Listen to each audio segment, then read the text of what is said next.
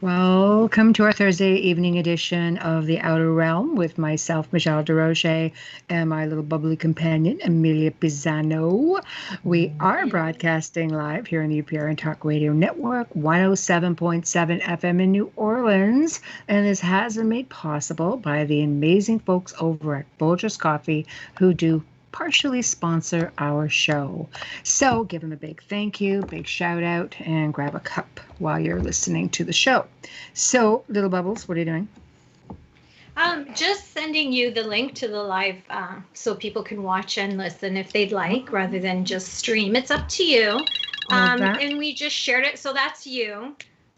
Yes, it is. And I just shared it all over Facebook and everywhere. So okay.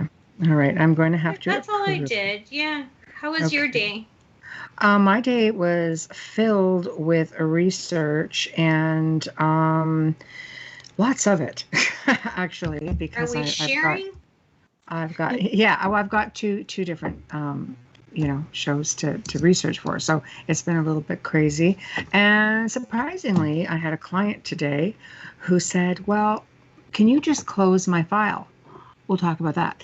She goes, I don't like the energy being all messed up. I said, well, I thought you wanted all the negative energy gone because there's an attachment in the house. And she goes, I don't like how it makes me feel. I was like, oh, that'll be interesting to talk to Bill about that this evening. So I went, oh. But they don't realize that sometimes, that malevolent entities will give you that feeling, that sense of loss, like you're feeling like you're a little bit alone and you're something's missing. Can we trust that it's her? Absolutely not. But when somebody tells me close it, I have to respect it. I can't just go ahead because I feel like it. I just have to hope that she realizes, or that she'll reach out again and say, hey, this is a concern, and can you help me with it again? And I, maybe I was wrong. So that's that. So, it's kind of disheartening to hear, because I don't think people realize, how these things work. And I know we're going to touch on a lot of that this evening as well. And I'm hoping, because a lot of times with deliverance and exorcism, you need permission. So we just got the boot, literally. No, I know. Oh boy.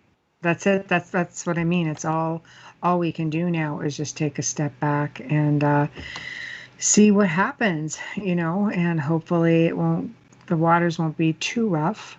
And we just wait. But, claimed that she was having some nightmares and didn't like how she was feeling. And it's like, okay, well, when everything's feeling nice and bright and light, you got to kind of wonder where the interference may be coming from. So it'll be interesting, because I know, speaking with Bill this evening, he's going to touch on some things. And there I go again. Gonna do that. Thanks, Bubbly. He's going to. I don't always speak that way. Yeah, we're going to touch on that a little bit. More often than not, I do say gonna and yeah. Gonna and yeah. And all of a sudden, I'm like, yeah. And you say gonna. yeah. I'm like, where did that one come from? I know it's half me, but. No, yeah is mine. I know. I used to be such an eloquent speaker before I became a housewife. Me too. It was just different when I worked. Before I got a co-host named Bubbly. Yeah, gangster on her now. So it's just. I think it's all the rap music I listen to all day long. I believe that it's osmosis, and it just like a sponge, right? That sound effect thing. But I know. I try to catch myself. I'm trying to catch myself as I speak. Yeah. It's bad when even the phone is starting to pick up on those words, the keywords, instead, because I'm trying to train this new silly phone of mine, and it's a vocabulary, and I must say those words like more often than not, because now that's what it's picking up as opposed to my regular speech. So it's like, oh, that's just great, just what I freaking need. So anyway, but yeah, I'm waiting. Is I don't want to say the company. Is it open? Our mutual phone company? No? No. Okay. No, I don't believe so. No. Okay. Because I have a cracked screen that I've had since, and no word of a lie, March 20th, which is right when they locked the doors. My cell guy, yes, he is open. It is open. So you have to come out to like. I'm really loving my phone, and I'm not sure I want to update. I don't want to upgrade it until I absolutely have to, where they're saying it's no longer compatible. Then I'll upgrade, because phones are ridiculous, and I buy them outright. So, and I have to buy, and there's 3 of us in this house, so you think about that. Like, oh, I do, because I just had to buy one, because the other one just. Yeah. We were fighting every day. So, Wayne said, why don't you just get another stupid phone? Because I can't listen to this anymore. I'm like, okay, great. Anyway. I hate setting them up. That's why. Yeah, it's a pain in the butt. But, Even though they do most of it, I don't like it. So, yes. Yes. So we will be bringing our guest on in the next 10 minutes. I thought we would touch a little bit. I try to, maybe touch on some questions that maybe we have received either personally or through the Outer Realm group page. So, do you have any that have come in, or am I going through my personal list? You can go through yours, because I usually redirect them. I don't take them, because I'm not responding to Messenger, and I keep saying that, and I hope the listeners are listening to me. I don't read the messages on Messenger. There's far too many, and it's just, I don't know anyone. I don't know when it's spam. If it goes to the Facebook Outer Realm page, then that's great. Or if it goes to Michelle at Canada's Most Haunted, even better. But you sending them to me personally, it's not gonna change anything. You'll be waiting even longer, because I don't read them. I literally just delete all of them. So I will eventually. I just wanted to get that clear. I eventually get them. It just takes some time. There's posts that I've been tagged on recently. If I may. Right. Is that okay? Yeah. If I may start with one. Of course. There is. Thank you. There is one that recently posted and said, which I was really, really surprised that it was asked. I was surprised that it had to be asked. When you go to a haunted location, do you bring a spirit entity home with you? Can you? Is it possible? And I was tagged on it, and I'm thinking, we cover this every week, but obviously someone doesn't know because they're posting this. Right. So absolutely, yes. And then some. It's all about grounding and protecting yourself before you going in. Yes. But when you come out, you need to brush off, and you need to go through a sort of a ritual where I always clean my hands. For some reason, when I do this, it's like I've wiped myself from everything and just shower myself in light. Just brush myself off like you're brushing dust off. And for myself, I thank God for the protection, and all the archangels surround me. I also ask them to shower me in light. These are things that you have to do. And that's just when we're working. These are the things that I do. This isn't, I don't go into homes to investigate hauntings. I mean, I've gone into a few homes with Michelle, but they've been clearings. We already knew what we were getting into. It's a different story. So if you're just going out there to investigate and have fun, and you think this will not affect you, please rewind this and listen again and write it down, because it will. It can. Not always, but it can. No. It is possible. Yeah, I mean, some people go out and never have problems, and it's not like you get a problem every time. But I have seen a problem many times, and you just don't want to make sure that you're not that statistic that ends up having a problem. And if you don't want to attract attention to yourself, and you really want to just go out and have a good time and be in somewhat of a controlled environment, because maybe you're doing a tour or something, I think it's great. But don't be that person who's just like, oh, I want to feel something. I really want to feel something. Oh, I think I feel something. I mean, they're listening, and that's just the thing. Now, if you're going to a location that has pretty benign spirits or hauntings, I mean, chances are they're grounded there for a reason. But you just don't know if there's something a little darker that's hiding in the background. People think, oh, it's just a family there. But sometimes spirit energy can attract darker things, just because that energy is just as much food to a dark entity as human living energy can be. No, I was just going to add to that as well. And they do know that you're coming. Mm-hmm. Don't kid yourself. If there is a malevolent entity there, if there are demonics there, these air quotes have to stop. I don't know where these came from either. I'm going to start sitting on my hands. I think it's because my nails are back. But if you have these entities there, and if you're aware of it, they're aware of you. Mm-hmm. And they are aware that you're coming. So please just be careful and practice the protection before and after. Mm-hmm. Always. Mm-hmm. You know. Yeah, and it definitely never hurts. That's definite. Yeah. I will touch on a real quick one that I have been receiving. I've had 3 messages in the last 2 weeks actually on past life regressions. Now, when it comes to regressions, doesn't mean they always work. Not everybody, well, Joe will tell you, yes, you can hypnotize anybody, and maybe, but I've seen people who've really struggled with it, and I think there's a right way to do things and a wrong way to do things. And I always recommend having somebody with you, just so, you are in a safe, again, and controlled environment. I once met a woman who went in for hypnosis to be regressed, and it wasn't done properly. So somehow the individual never really closed off with her. And she started suffering from headaches and migraines, and she never obviously didn't regress past a certain point. But I think it takes a degree of time to get to that point. Even on my own journey, of doing past life research on my lineage and my past lives, it took a long time. It took years to get through it all. So just because somebody claims that they can do it and that they can do it really well, you know what? Don't just necessarily believe that, because you never know what kind of information you're actually getting. And some mediums can pick it up very easily as well. You might want to consider that before you start getting into any form of regression therapy, and just do your homework.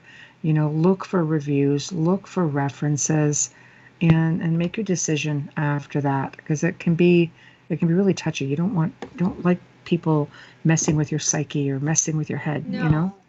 When Michelle says they didn't close off, it literally means they leave a door open. Mm-hmm. And that's like walking away from a Ouija board or a seance without closing the circle. You're not going to leave your house and leave the door open and go away on vacation. This is the same kind of metaphor that she left the door open and her client was on vacation and came back and went, exactly. Exactly. And having nightmares, and then started having visits, and nightmares doesn't always mean a door has been left open, but it just means that something could just be from the experience. Something has changed. So what we're going to do right now is we are going to take a really quick break, and when we come back, we're going to have our special guest, Bill Bean. Yay, can't wait. And so let's do that. Let's see if Joe can take us to break, and then we will be back in a few minutes.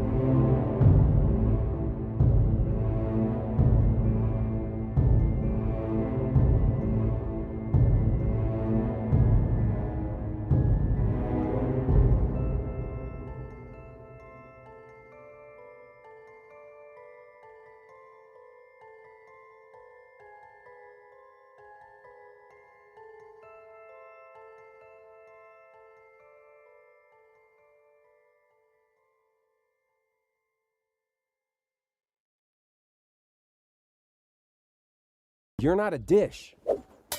You're a man. Most name brand bars.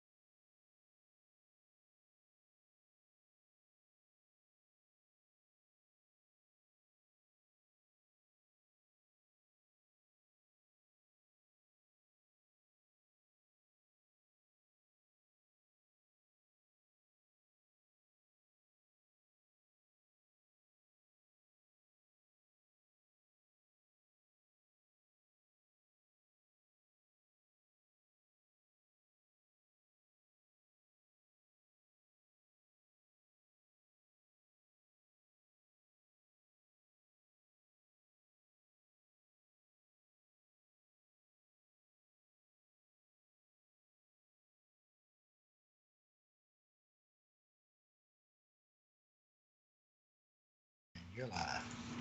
Welcome back to the Outer Realm, and we are here with our special guest, Bill Bean.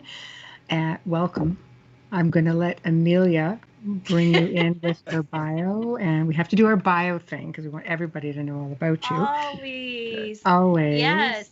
As you know, Bill Bean is here. Our guest tonight is a world-renowned exorcist, spiritual deliverance minister, and is known as the spiritual warrior. He's also an internationally known author, lecturer, and paranormal supernatural expert.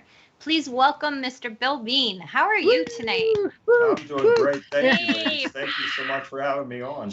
Oh, our pleasure. Well, thank you for being here. Yes, we've been looking forward to it. So we have a million questions. We had some speed bumps there, but we got it done, right? Thank you so much for being flexible with last week. Oh my gosh, not a problem. That's what happens when you're live, right? It's a live show. Things happen. It's just, I feel like I'm in a live show every day of my life. So I've got to deal with somebody and be somebody to somebody every day of my life. Yeah, putting out fires. Well, I mean, it seems to have started at a very young age for you, like it or not. I think you sort of got pulled into all of this, because we read your book. Why don't you bring us in to that a little bit? Sure, and I want to thank you both for taking the time to read the books. And thank you for sending it. No, my pleasure. I've said this a million times. I couldn't be where I'm at right now had I not been there. So it was a necessary part of the journey. And we'll get into this in a second. Do I wish that I could go back and change some things? Absolutely, but I can't. So I have to move forward. And I didn't choose to do this kind of work. God chose me to do it because of the sufferings that I had endured as a child. And so that entails my family and I moving into this 3-bedroom ranch-style home located in Glen Burnie, Maryland, in a community called Herondale. That's, I've written 7 books. In my first book, Dark Force, I say that it began there, but it actually goes much further back than that. I found that out after I had written the original version of Dark Force.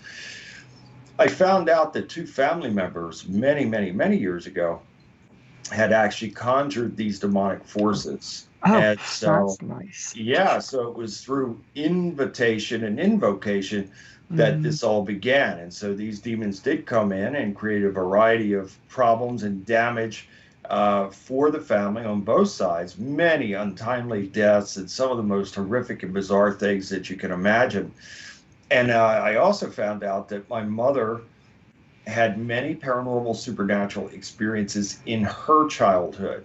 And at one point in time had actually lived in that very area that my family and I ended up moving into in 1970. So she was already exposed to the area. So I feel the reason that it was so severe for us is because, of course, that conjuring that took place. And then my mother, who again was having these types of experiences in childhood, being exposed to the area. So I feel that there are many facets to this story. You know, again, A, the conjuring, B, the area, which evil was absolutely present and manifest, and the home itself. Evil was already present and manifest in the home. And this is what made it so severe for us as we came into this perfect storm of evil that greatly contributed to the destruction of my family. That's intense. That's really intense. I've seen your story as well as you know, read again in the book, and your mother seems to have been the brunt of all of this, even though your father really, I mean, boy, he was the one that was really affected. And considering, like, he was, I guess, take out the strongest member first, and then you start working on the weakest links from there, right? Divide and conquer. You're exactly right. Yeah, you're exactly right, Michelle. And that's what happened. You know, my mother, my parents were both wonderful people. It's so sad and tragic the way their lives ended up, and neither of them lived to see the age of 50. My mother died at the age of 44 from a cerebral hemorrhage. My father was shot to death at the age of 48.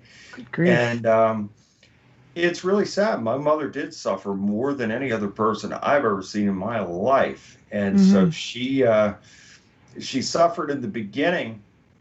She was the first to have a paranormal supernatural experience in the house. She was the first one to have an experience. It was shortly after moving in. And it was while unpacking and organizing in the living room. And my father had taken us, I have an older sister and a younger brother. He had taken us with him for the day over to our grandparents to allow my mother to have some peace while she was unpacking and organizing. And it was during the course of this that she felt a presence come into the room. She thought that it was my dad coming back into the house to play a joke on her. And she spun around fully anticipating on seeing him, and to her shock, you know, nothing was there.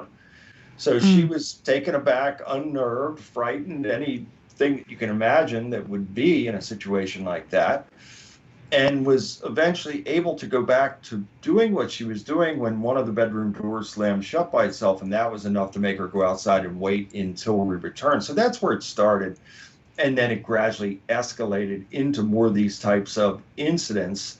And eventually escalated into violent physical attacks on us by these demonic entities. And my mother was attacked far more. I was attacked quite a bit too, but my mother was attacked far more than I was or anyone else in the family.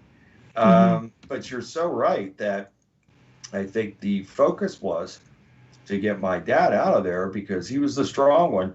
My dad was a fearless type of man. He was a man's man, rugged individual, wasn't afraid of anyone or anything, and was always in control of every situation, and suddenly found himself in a situation that he could not control. My parents believed in God, but we had never attended church as children. We were never baptized or anything like that. And back then, you did not freely talk about these types of things like you can now. You know, people would deem you to be crazy, and so you wouldn't dare publicly talk about these types of things back then.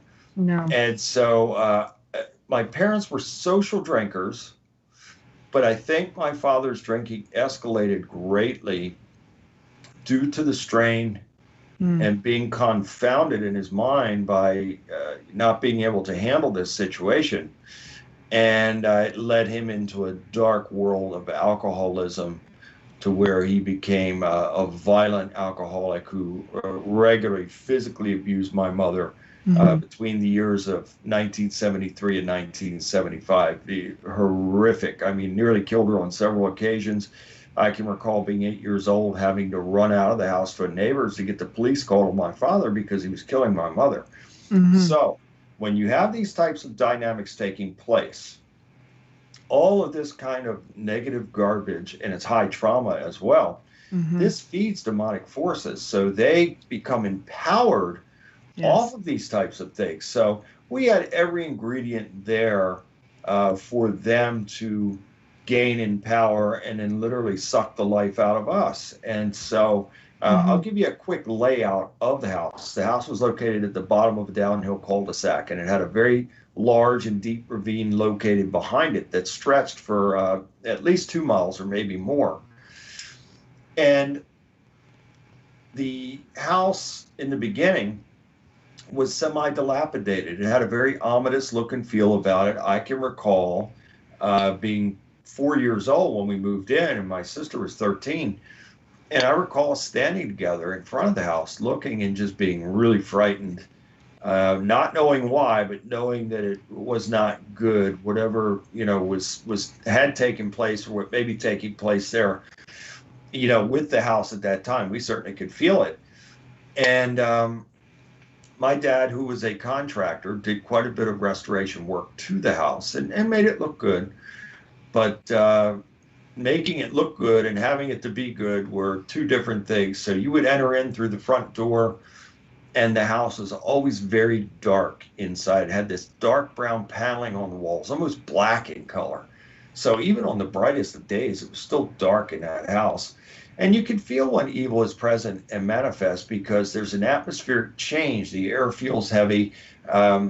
Sometimes people feel burning or ringing in their ears. They could smell smells of sulfur or rotten types of smells. And these are all associated with the demonic presence, and you can feel those types of things. And you'd come into the living room and you'd make a right down this long hallway, which had a hard tile floor. And I can recall many times laying in bed as a child and hearing footsteps coming down that hallway. And they were so loud that the footsteps would reverberate off of the dark brown paneling on the walls there. So it was just hell. It really was. Pretty much the entire time that we lived in that house, and how in the world we did it for so many years is beyond me, because again, from 1970 to 1975 was hellish enough.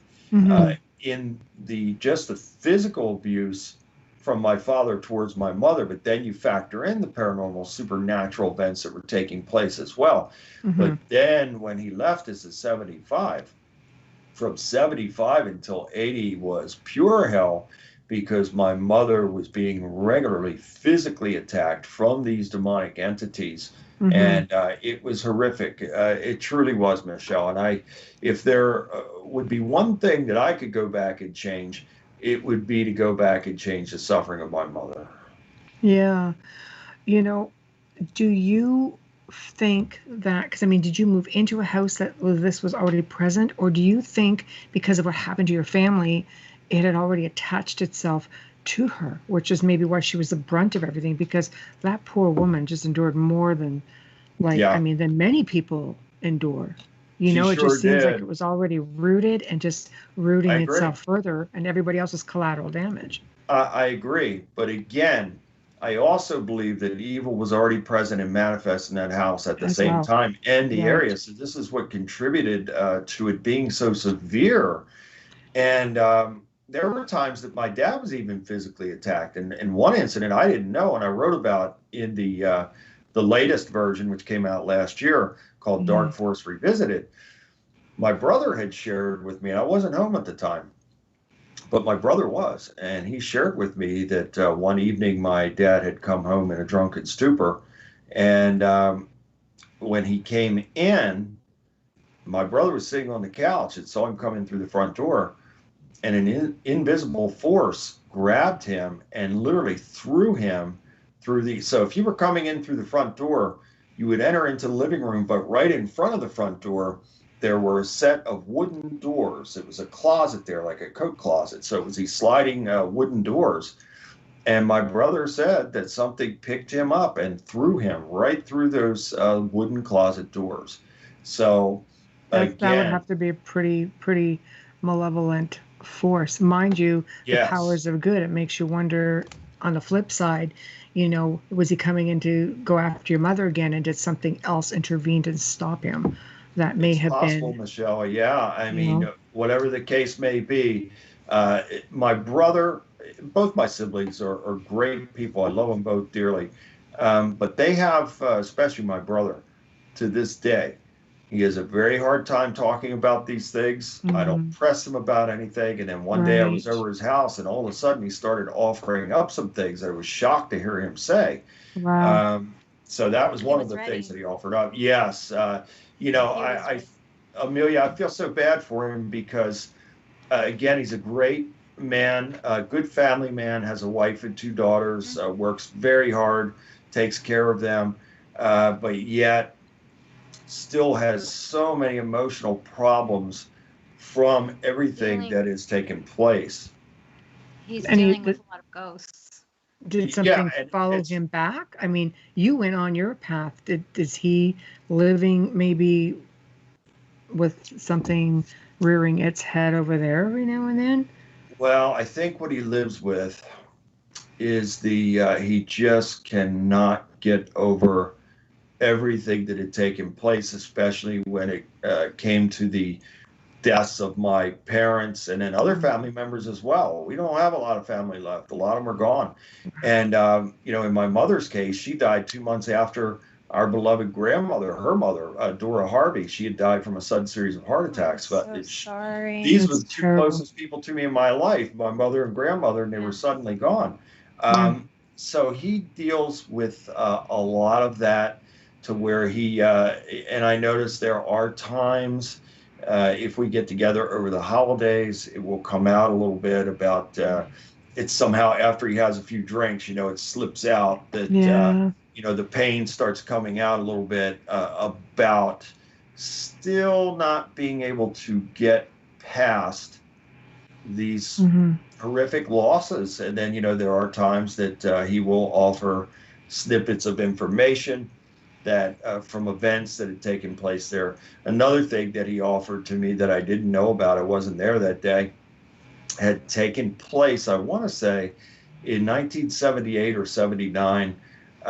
He was home that day. I went to school. Both of us missed a lot of school Can imagine. because of the situation. Mm-hmm. And I was in school on that day. He wasn't. He was home. My mother was in her room. He was in his room. And I think my mother was ironing clothes and he was laying on the bed. And they heard the water faucet come on in the bathroom, which was a regular occurrence. The faucets would come on by themselves and just absolutely saturate with such pressure, would saturate the areas in the bathroom or the kitchen. And on this day, it was in the bathroom. So they both are heading towards the bathroom to turn the faucet off when they heard this crash, this sound of breaking glass. And so they go up the hallway, and then they would make a right into the dining room area, and the back door was right off of the dining room.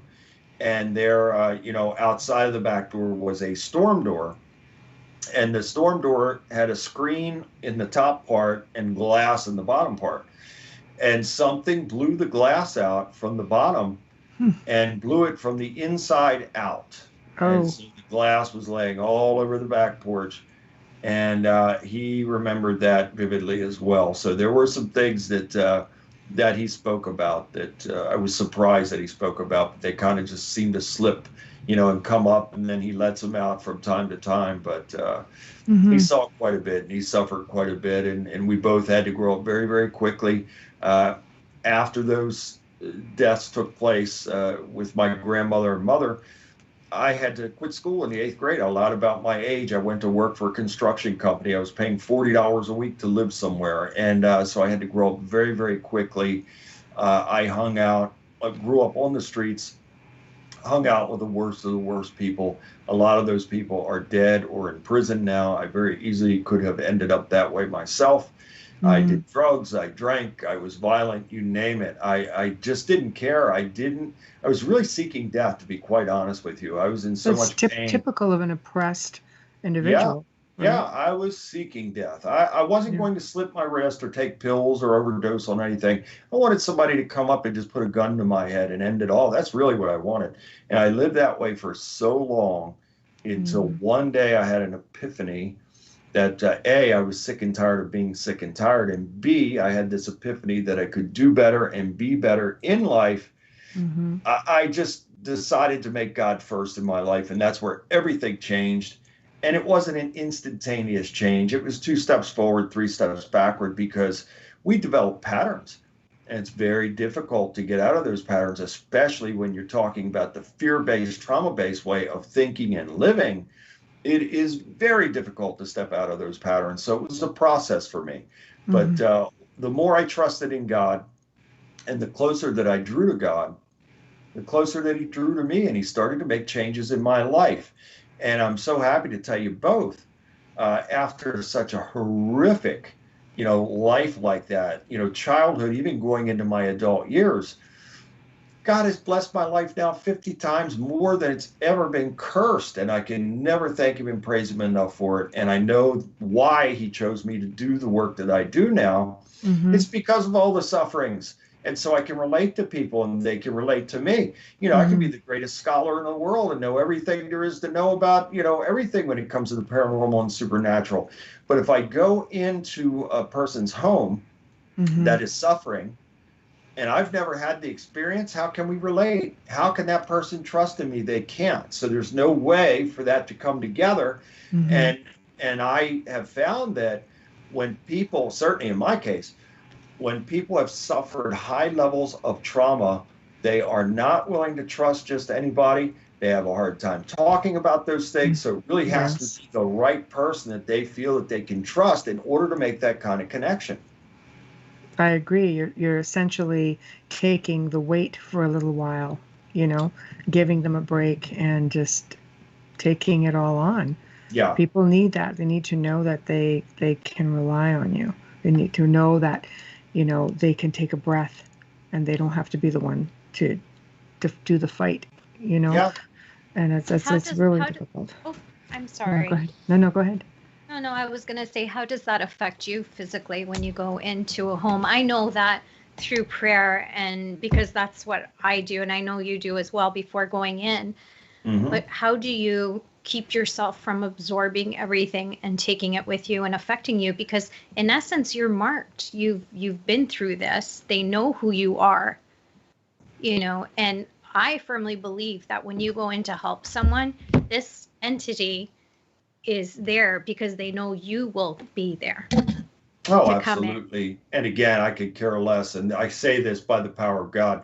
If not for the calling by God and the power of God that is working through me and around me, I would never do this kind of work. I couldn't do it. I couldn't do it on my own accord. So it is all by the power of God. So I have to be fearless, which I am. So I live my life in faith, strength, and courage, what I call warrior mode. And so I eliminate the fear. And by eliminating the fear, you're kicking the devil right out because he's got nothing to feed on. So the devil, he's a bully. Yeah, he deals in bully tactics. And so it is bully tactics through fear and intimidation, and then it's divide and conquer. And so once he's got the divide and conquer aspect taking place, then he goes to work on that person or persons. And the objective then is to wear them down to the point to where they have no more will to live. They don't care, no more will to fight or will to live. That's how possession takes place. When the person's worn down to that point, it's very easy. So all life operates on frequency and vibration. So when we're on high frequency, high vibration, life is good. We are moving forward. Nobody has a perfect life. Anybody that says that is a liar. So we all have a set of issues and challenges in life. That's life. The difference for me is that I know that God's with me and for me. And if God's with me and for me, then nothing is going to stand against me. So that's my approach in this. But I will say this to you. Having been involved in hundreds and hundreds of these cases all over the world, there are times that certainly when you're all night somewhere and then, the sun's coming up and you're coming out, there are times that I'm so worn out after that, I've got nothing left. There are times that I have been so worn out that I would just have to get to a diner or somewhere and just sit there in silence with my head in my hands. And then God starts to recharge me. But there's absolutely nothing left in some of these situations because God's working through me so strongly. So everything that God is pouring through me, and everything that I have is going into this person in this situation. And so then it's the recharging process after that. Mm-hmm. I'm so glad that you mentioned how you go even to a diner, because right there you're cleansing and clearing and recharging, so you're not bringing it home. And we were discussing this before we brought you on, was how important it is to not only protect yourself before but after. And as an empath, I pick up a lot. As a remote viewer, it still comes with me, and Michelle will attest that there are days I can't function after that. Mm-hmm. And no, I have to message her. I'll just say, check your space. Oh, absolutely. Are you okay? Check your space. And I'm deep in prayer and deep in thought after that. Mm-hmm. And I'm trying to just recharge. Yeah, I understand it. And again, without God, I don't think people realize that. No, you're right, Amelia. This is, and I've said this many times as well, and I'll say it again because it's worth repeating. If ever there were the disclaimer attached to something, do not try this at home, it would be this. I've had people that have asked me, offered me money to train them. And if I feel that it's not a calling from God, then I won't do it. There's no way. I'm not going to put anybody in harm's way. I know that God called me to do this. Mm-hmm. God doesn't call just anybody to do this. And yes, if a person is in strong faith, they can bind and rebuke it, cast out to a degree. But when it comes to this level of warfare, in my opinion, it absolutely has to be a calling from God. You're not wrong on that. I think right now within the field, and again, I always say it, people hear me say it all the time, but if it's relevant, I'm going to say it. Now with social media and television, there's a lot of people who take to that challenge. Some know better. They're like, you know what? I'm okay with researching spirits. I am not interested in delving into darker things. Other people go in there and they make things worse because they think they know what they're doing. I mean, I've been doing this 17 years. I never stop learning. Mm-hmm. And I only work in dark cases. That's what I've been doing for 17 years. And you play the part of a counselor as much as you do being on call 24/7. When something happens at 2 or 3 in the morning, it's 2 or 3 in the morning. Sometimes it's just the sound of your voice that is enough to empower somebody until you can get there. Very true. But there's so many people. To know that they're not alone. Exactly. And there's so many people out there that just throw caution to the wind because they want that manic piece of evidence. I'll use a quotation, because they think it's like, the $1 million TV show on the horizon. It's for the wrong reasons. And that's the one thing why they shouldn't be doing it, because they're not doing it for the people. They're doing it for themselves. You'd be surprised at the amount of people from some of those shows that have come to me for help because their lives were shambles from participating in certain things. So you're right. I would not be surprised at all. I know you're busy, man. You believe me, we see it. All you have to do is watch some of these shows and go, oh man, it's so it's basically coming down to selling your soul to the devil for the fame and the fortune aspect. And look, it's great if you want to have a TV show, wonderful, that's great. But if you are going into situations like this, it can be deadly. If you're going into these types of situations and not focused on the true intent of helping people, and again, in my opinion, when you're getting to this kind of level, it has to be a calling from God to do this. Mm-hmm. And if you're not focused on God and the power of God working through you and over you, forget it. You are, the person that's doing this, they are putting the people that they're trying to help in harm's way, like you wouldn't believe, and themselves. Yes. Yourself as well, because you're, like you said, you're in essence selling yourself to evil, because money, when it's in that degree, not in a humble way where you're working hard for it to feed your family, but when it's excessive and it's gluttony in a sense, that is when you're going to be working through darkness, and intent is everything. If your intent is to be well off and it's me, and it's all ego, it's going to end really badly. That's the word right there, Amelia. I agree. Ego. Yeah. There is no place for ego in any of this. I totally agree. And it's humility and being a student at all times. Being a servant. Yeah. Being a servant, yes. And that's what and I always say. I'm learning. a humble servant and fierce warrior for God. So Yeah. it is his power. I've given over 2,000 media interviews in my career. You would never, ever hear me. If you listened to one, you've pretty much heard them all because I say a lot of the same things. And one of the things that I say is that I'm always giving praise and thanks to God, would never, ever claim any credit or glory for myself. You would never hear that or find that. So I always say it's the power of God that works through me. I'm nothing special, but God has done extraordinary things through me to help people, and I praise him for it. You're such a perfect vessel, though, because you went through so much at such a young age and so many losses. You went through, which you had said earlier, drugs and violence and everything, that you have such a great understanding and an empathy when you're working with others. So in essence, it's a training of life training to get to where you are right now. I agree. I totally agree. And again, looking back on some of the things, my life has been in jeopardy so many times throughout the course of my life. I've been through so many life-threatening situations, even in childhood. And God was there every single time to save me. So I'm firmly convinced that God had a plan for me. And again, not that I'm any special one, but he does assign, no man is better than another, but he does assign higher callings to certain individuals. And I'm convinced that he had a calling on my life before I even came into this world to be this spiritual warrior for him. And, you know, it's just amazing when I look back on some of these things, because I've been in so many different types of life-threatening situations. And God has always been there to save me. And furthermore, the first battle that I engaged in against those demonic forces was at the age of 13 in 1979. So in looking back on that, I feel that God arranged that just to see if I could, in fact, be who he wanted me to be and needed me to be. Because you could have gone the other way, you know, like feeling forsaken and basically blaming, and why are you letting this happen, you know?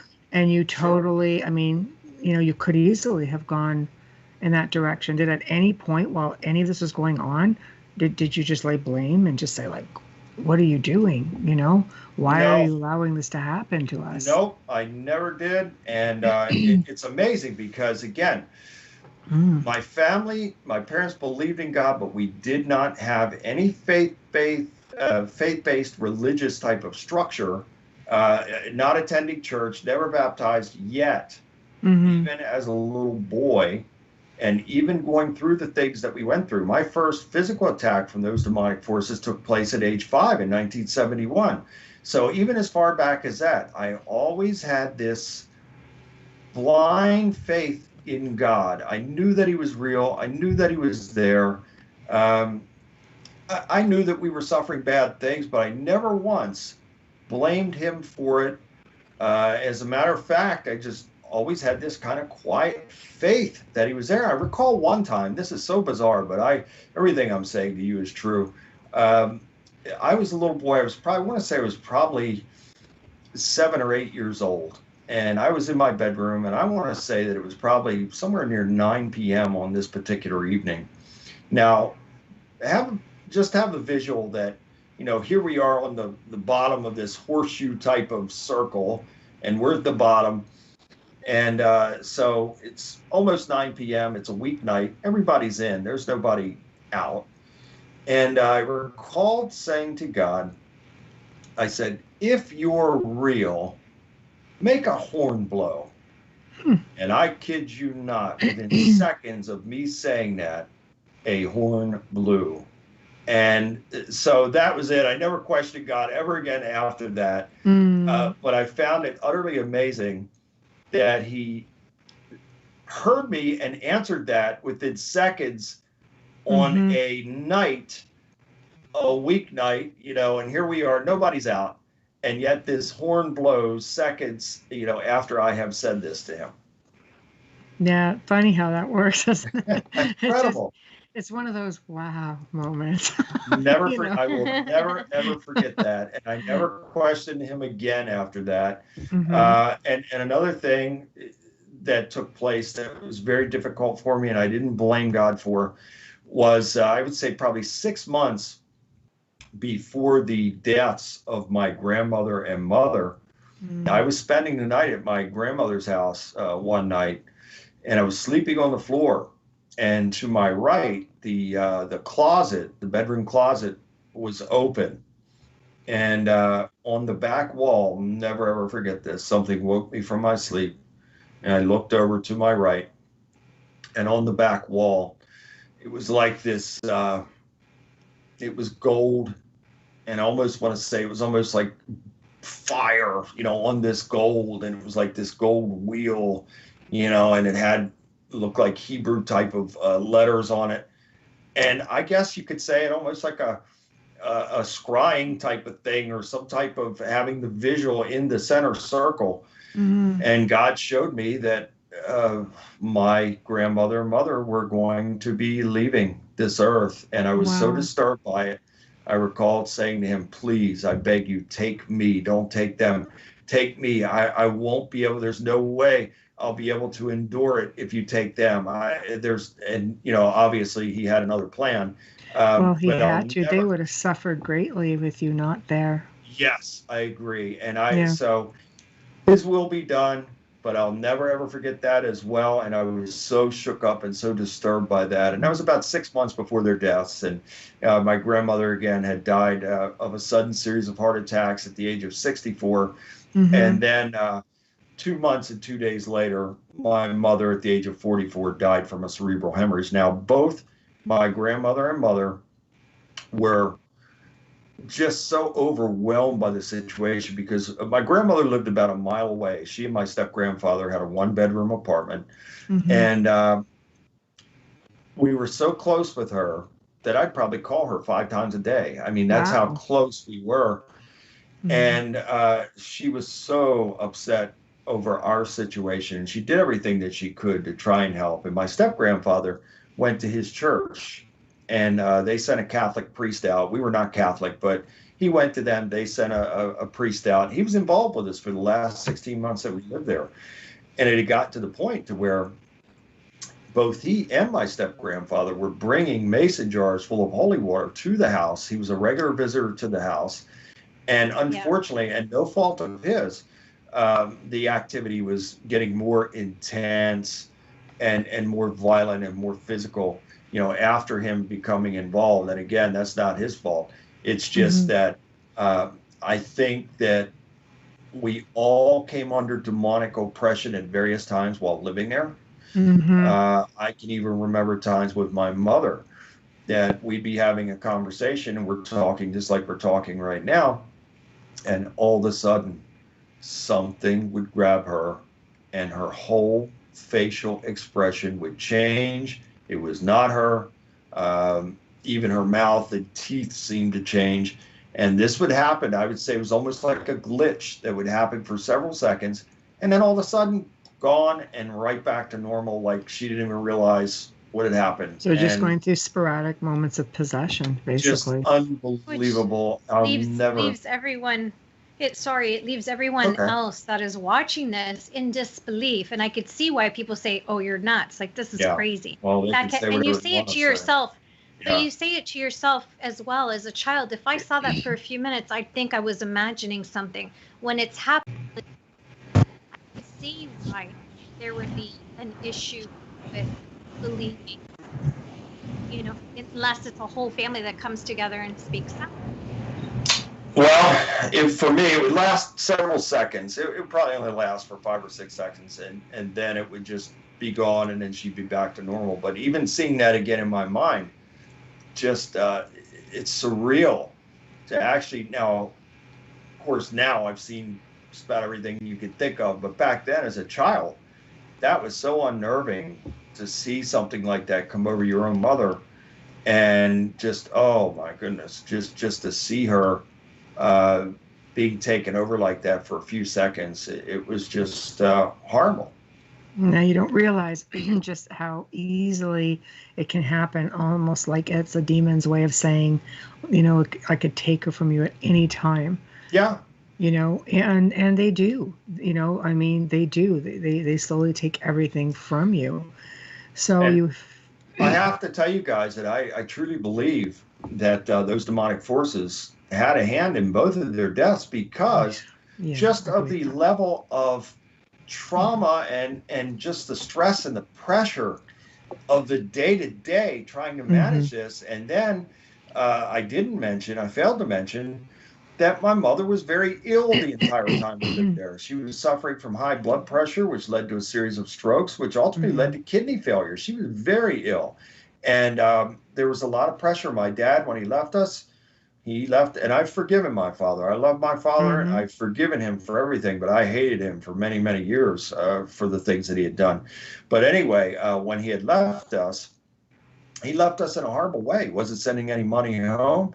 My mother was too ill to work, and we actually had to go on welfare and public assistance, and that devastated my mother as well because she was a very proud and private woman, and that just terribly devastated her that she had to go on public assistance, and it was very, very rough for us just to meet the day-to-day. We ended up losing the house. The house was auctioned off in the front yard in a public auction.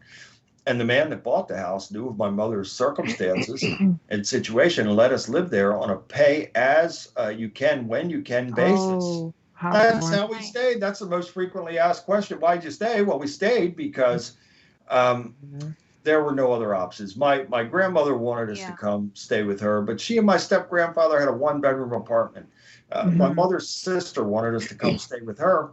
But it would have followed, right? Yeah, well, she had 8 children and a husband. My mother was not going to be a burden to anyone. You better believe it. You could move to the other side of the world, and I tell my clients this now. You can move to the other side of the world. It's going to follow you. If it's attached, it's going to go where you go. So it's going to require someone, an agent of God, to come along, God's power working through that person to cast that garbage out and get rid of it. So now, did it follow your dad? Yes, absolutely. So one followed on to him, and that's wow. So he didn't escape it either.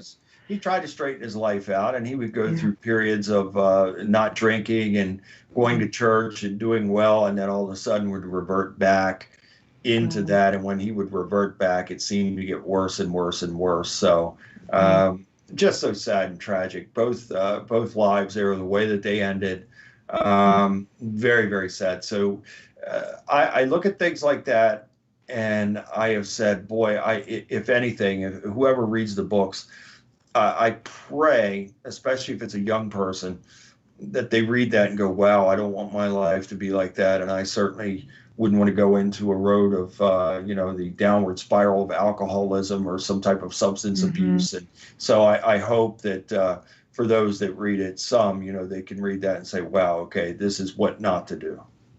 Yeah, that's also another open door. If you're a substance abuser, even though you haven't had any interactions with malevolent entities or any Ouija boards or anything, you become an open door for them because you're so down. That's what they look for. Correct. It's frequency of vibration. So again, through the use of alcohol and or drugs and other things, you are lowering your frequency of vibration. And when your frequency of vibration is lowered to the point of comfort for the devil, well, then they'll breach that, and you're a wide open target, sitting duck for demonic entities to come and pretty much have their way. And even during those beatings that my father was administering to my mother, you could see it, and I was witness to many of them. You could see how these demonic forces were fueling his rage against her, and it is a miracle from God that he didn't kill her. It's got to be, when you think about how hard you work to keep helping people, to keep them from ending up in the same situation you were in, it's got to be so frustrating to see people throw it away with carelessness, like getting into the occult, for example. Thinking, that spirit communication with boards are so accessible. But now, with with the telephone, you have these phone apps. You can use them as recorders to invite communication. Pendulum spirit boards, like there's all kinds of phone apps. now every child has a phone pretty much, at an early enough age, and you can download these apps like for free and within like seconds. I have to tell you this, Michelle. I'm firmly convinced that we are in the last days, and in being in the last days, the devil has pulled out all of the stops, and God is allowing this, and he's allowing it for a reason, because he created us to have free will. Mm-hmm. So it's by our free will that there's an adversary to mankind in the first place. So God is allowing the devil to have this short time to have his way in the world. And what you're saying is absolutely true. Mm-hmm. They have these books now for kids on how to conjure your favorite demons and all this kind of stuff. It's all readily accessible, especially for children, because this is part of a mind programming as designed to lead people away from God and call darkness light and light for dark. And the scripture tells us, woe to those who call evil good and good evil. Well, that's what we're seeing right now in the world, and the devil is having a good time doing this. But I believe, and not that I know anything that anybody else doesn't know, but I believe, truly believe, that God is going to have an answer sooner than later, and there is going to be a great and terrible day. And I'm not trying to scare anybody, but I am telling you right now, as surely as I'm saying this, it's very important that you establish a real and authentic relationship with God, because if you do, then you're drawing close to him. And if you're drawing close to him, he's going to draw closer to you. And when you've developed a bond like that, you won't have to worry about anything, because he will have a covering over you. And despite the craziness going on in our world right now, I can have comfort in knowing that God is with me and for me. Am I immune to anything? No, but it's by the power of God that I can be, and that is his will, and I trust in him and his will be done. So therefore, that gives me a faith and a confidence to be able to share with others, to say, look, this is how God blesses me in my life, and if he would do this for me, surely he'll do it for you. No, good point. Good point. It's very difficult to try and grab hold of a person who is in bad times. The world is a very different place right now than what it was 6 months ago. I agree. You have people who are losing their homes, or they've lost their jobs. The funding just isn't enough. And you're getting people who lose faith.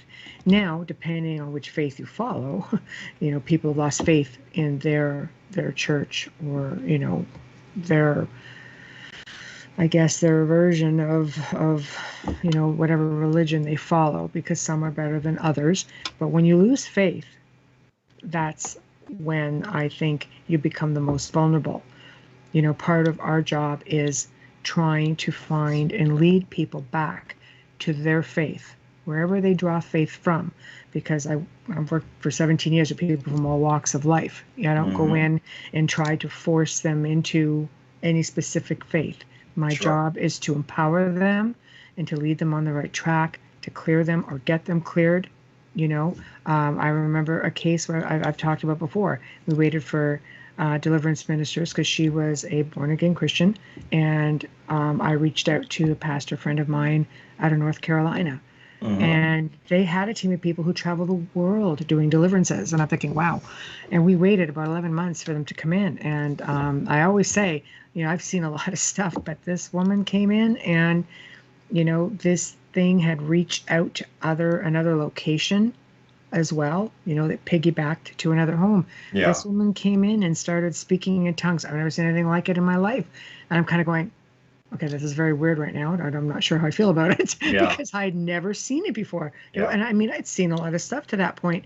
And within 2 hours, she not only cleared that home, but the other place cleared automatically. Praise God. Yeah, Praise God. And the family had been clear for quite a while. And when this thing or something else came in and reared its head again, it was easy enough for me to pop out, because it just didn't have the chance to root itself. And that's a great point that you're making. And it's very important for people to understand this, that yes, by the power of God, these things can be cast out. However, it is your job after that to keep your foot on the devil, to keep that door closed. And again, Scripture will tell us that once saying that. Yeah, it's the truth. I mean, and I've had some cases to where one and done, and the person never has another problem again. And then there are others that have it happen over and over and over again because they open those doors back up. So they think that they're clear, and now they can just go back to doing anything and everything that they were doing and things that opened the door in the first place. And what they don't realize is when a person's temple is cleared and when they're free from this, if they go back and open that door again, 7 more wicked than the original will come back. So they're going to be 7 times worse off. And so people really need to understand this. And we are all in spiritual warfare on a daily basis. Most people don't realize this. But once you go through something like this, and then you have the realization that, you know, hey, this really is taking place, then you have to be what I call armed and dangerous against the devil and his demons. And so I say to people, look, I can't twist your arm to do anything, nor do I want to. We all have free will. I can show you what God does for me and how I go about my daily relationship with God and what I say and what I do. And I share that with a lot of people, but I would never force it on anybody. They have to come to that by their own free will. And I always pray that they will stand in that level of what I call warrior mode, again, being in that level of faith, strength, and courage. We were just talking about a similar situation before you came on tonight. We had a client who basically were able to clear, and she basically asked us to close the case because she says, well, I don't like how the energy feels. But once you've been dismissed, now you don't hold that much. There's that much less power that you hold. They have to want it to work with you. And she goes, I don't like how things feel. And I'm trying to explain, well, because that's how they're making you feel. You're going to get that sense of longing, that sense that you're more alone because you've always had everything around you and all encompassing. And then we lost. So it's the first time I've ever had anybody say to me in my 17 years, you know, I've had people contemplate it and I'm able to bring them back from it. But it's the first time I've had somebody say, after being, you know, cleared for like a couple of weeks, I just don't like how this feels. And I don't want any more work done. Those are more divide and conquer tactics. Yeah, what do you do now? They are, but now what? We can't force our way in, and that makes it very difficult. And it's frustrating because I'm worried about her now and what will happen to her. You know, it's very disturbing. And I just wanted to say something before we change the subject real quick. When you say that they can't bring things in, I believe that the audience needs to understand and know that this also means paranormal television shows, paranormal research, haunted films, horror films, slasher movies. It means anything of low level energies for a while. I totally because agree. That'll just give you that little bit back. It's like a recovering alcoholic walking into a bar and ordering a Coke. It doesn't happen.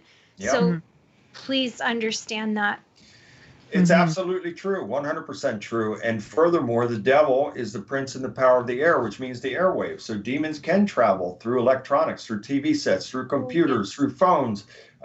This is reality. So after helping a person or a family, whomever it is that's affected, what I have to do after that, once I know that the person has been delivered, then I have to go through the entire home or business, whatever it is. I've even been called to churches. I've had many pastors call me to their churches where they were under spiritual attack, and God worked through me to help them and their families and their congregations. But wherever it may be, I have to go through the entire home or building after that and make sure that there are no demons hiding or lurking.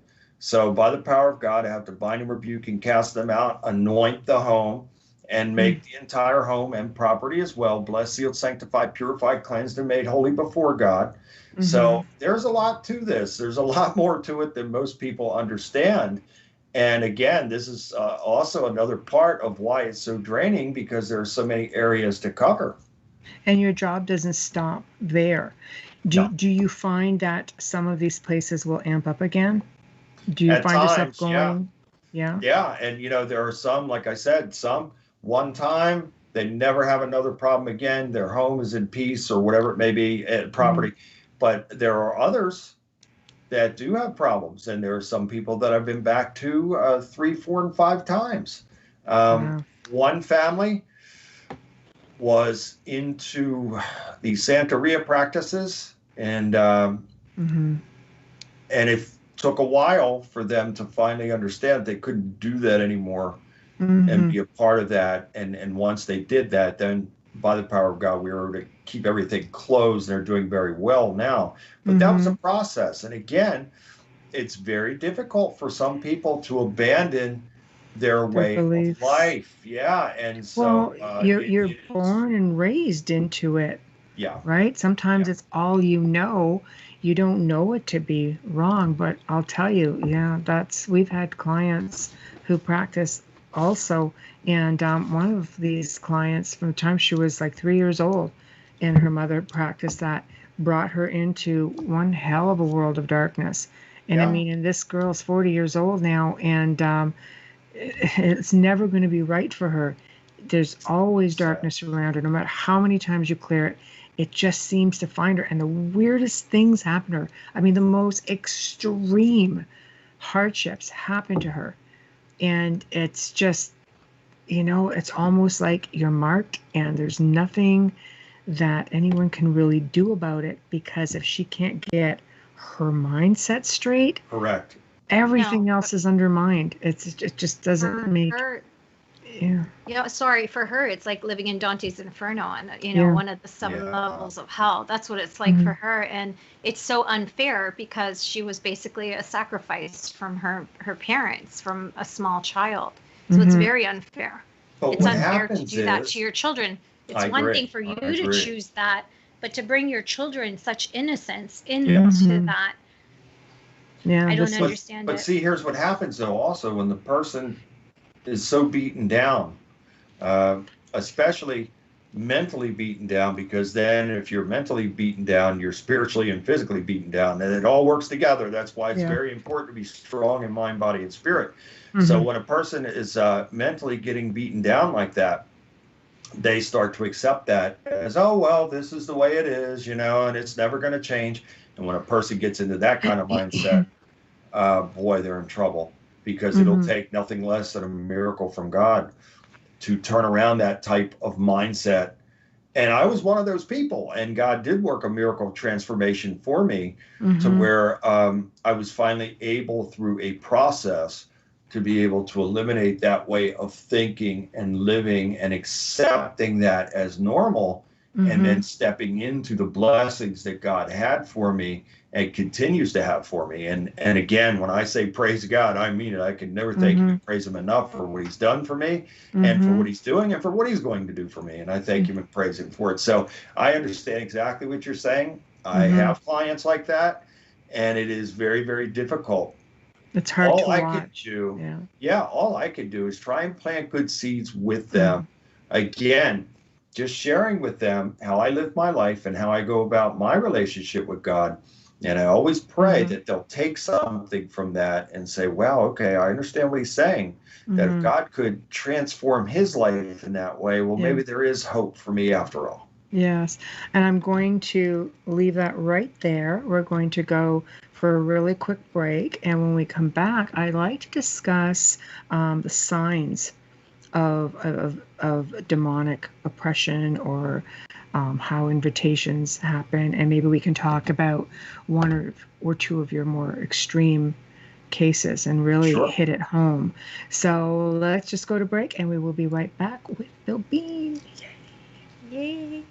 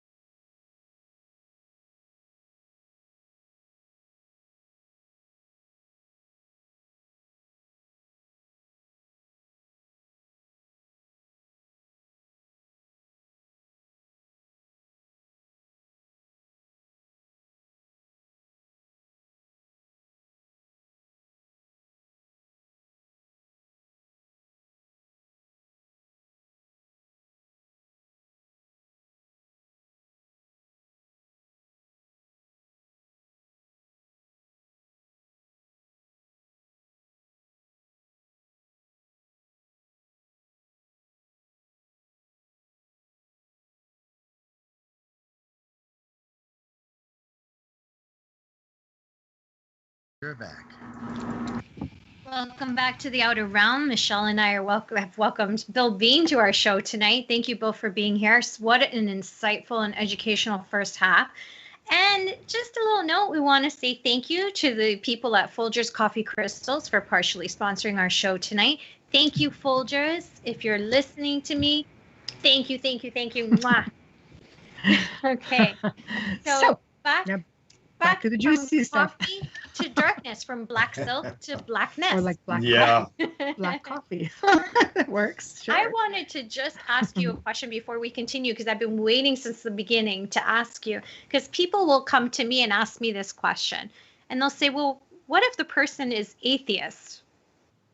Well, I have been in situations like that to where I have helped people from all walks of life, from different cultures, backgrounds. I mean, whether it's been in Africa or Cairo, Egypt, or, many Russia, many places around the world.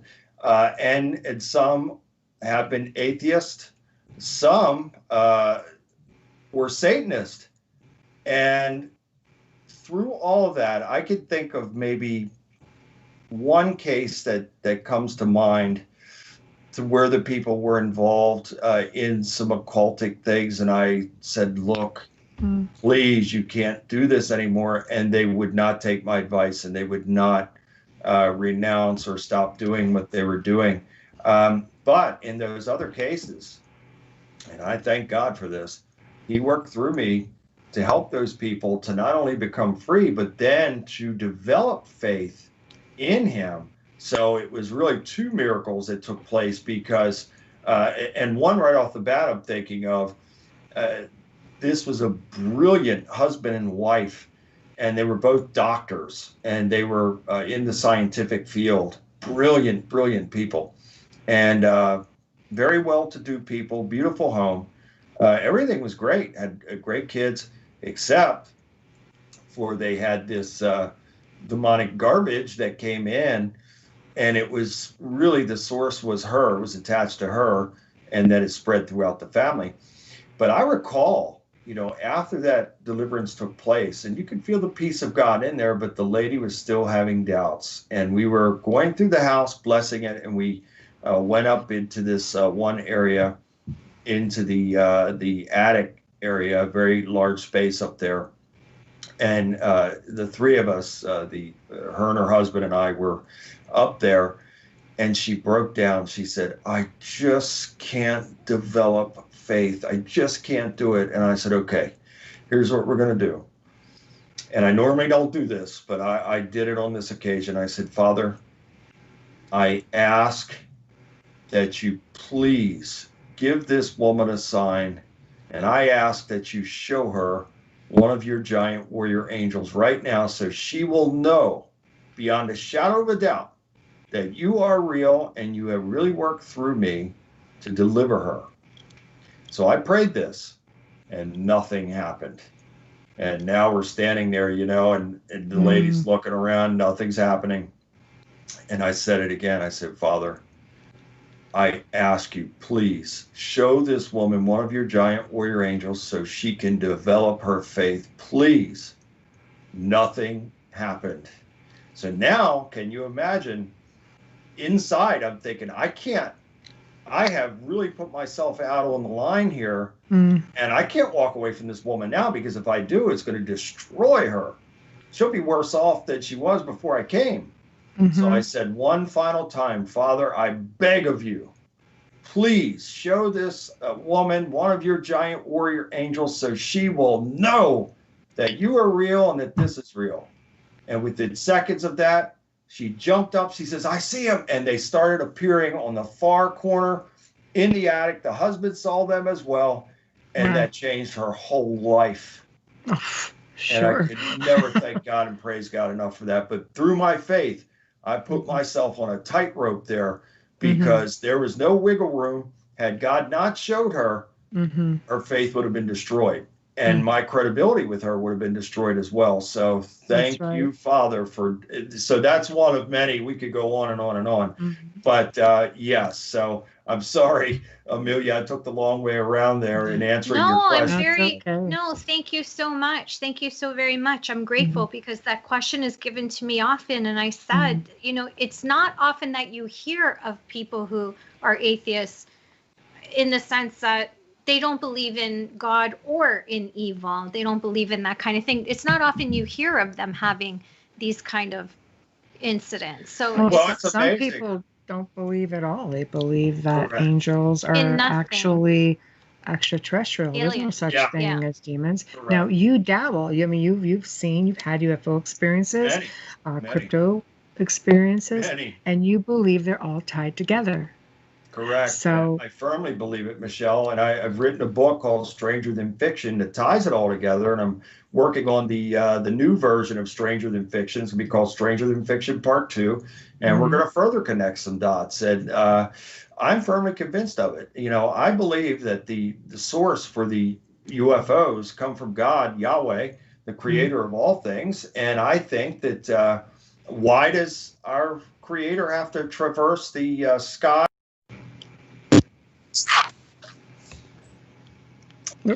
Back. We had a little bit of a glitch there.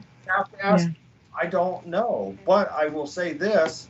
Psalm 68, 17 says that the chariots of God are 20,000. There are 70 scriptures in the Bible that mention these flying craft in forms of cloud, pillar of a cloud, flying tabernacle, flying rolls, scrolls, etc., pillar of a cloud. So I think this is what I believe firmly, is that the devil, Hasatan, held a very high place in heaven, perhaps even like a rebel son. That's a whole other show. But I believe that God created him first. And I believe that when he created Yeshua, Jesus the Christ, the Melchizedek, the high priest of God, that's when the rebellion began. And furthermore, when he was to create mankind, he was going to have to have an adversary to mankind anyway, because he was going to give us free will and gave us free will. So when the rebellion took place, I feel that Yahweh cast the devil out through Michael and the archangel Michael and the other archangels, cast the devil out, and a third of the angels out of heaven. I believe that they were cast out in those flying craft, and they came down here to earth. They took human women, produced a hybrid offspring of giants called the Nephilim, and the Nephilim went into the forest and had unnatural sex acts with the beasts of the field, apes and bears and dogs and other things, and that became the Bigfoot Sasquatch creatures. They're every bit as much supernatural as they are a physical type of being. And so it's just a matter of connecting all the dots. And furthermore, I feel that when God created the great flood, some of those, the Benai Elohim, the sons of God that came down and then produced that offspring called the Nephilim, some of those escaped the planet in those flying craft to places like Mars. And that's why you have statues and pyramids and monuments on Mars and other places, because they escaped the earth to those places. And then when the floodwaters receded, they came back. And so I believe that there has been a satanic seed line on this planet for as long as there has been the seed line of Yahweh. And he allows this again. And some people would call me a heretic, and they'd say, this guy's talking nonsense. Well, that's their right to do so. But I don't follow any man or any narrative. I really rely on God. And I believe that God has blessed me with wisdom and knowledge far beyond anything that I could ever imagine in my life. Feel that strongly that these entities are still on the earth.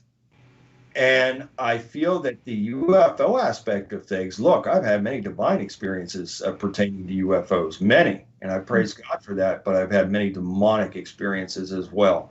So I know that some of them are divine, some of them are demonic.